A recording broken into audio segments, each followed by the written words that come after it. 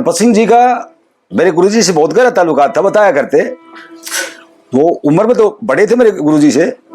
बोला मैं छोटा हा था, सिखाया था थोड़ा बहुत, और बोला प्रोग्राम ले लिया भिवानी के आसे पास कहीं का, और धनपत के पास धनपत जी के सांग थे भिवानी में, तो मेरे पास ढोलकिया को नहीं, और 20 रुपए की साई वो। तो सादी नाम था, कुंगड़ का था, जाति से मरासी था। तो बोला मैं धनपत के पास गया, सो रहे थे वो, तो मैं गया उनके पास, नहीं बोला बेटा बन जी आपका ढोलकिया दो, मेरा पास प्रोग्राम है। बोला भाई हुक्मी, वो सो रहा ढोलकिया ले जा। तो मैं गया, जो बोला सादी ने बोला नहीं भाई मैं नहीं जाता हूँ, भजनियों के पास नहीं जाता हूँ, मैं सांका ढोलकिया हूँ, भजनियों के साथ नहीं जाता हूँ। फिर बोला मैंने धनपत सिंह से कही, बोला जी भेजो, मेरी इज्जत का सवाल है।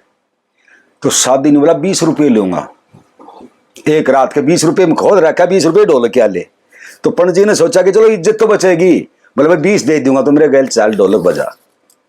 सादी ने रात को ढोलक बजाई, वो इतनी लंबी तो आवाज, पंडित जी की बहुत ऊंची आवाज थी, 7 की टीप तक आवाज टीप मार के आया करते, 7 की यहाँ तक, इससे भी आगे तक चले जाया करते। मीठी आवाज थी, लयदार था, सुथरा था।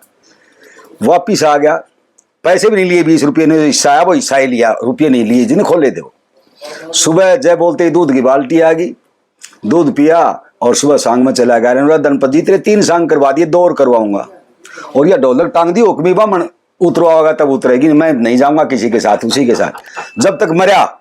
7 दिन 20 साल ढोलक बजाई पंडित जी के साथ। उनका फिर बेटा होया बागा, उसने बजाई, जब तक पंडित जी ने गाया तब तक बागा ने बजाया, तो बागा भी खत्म हो लिया।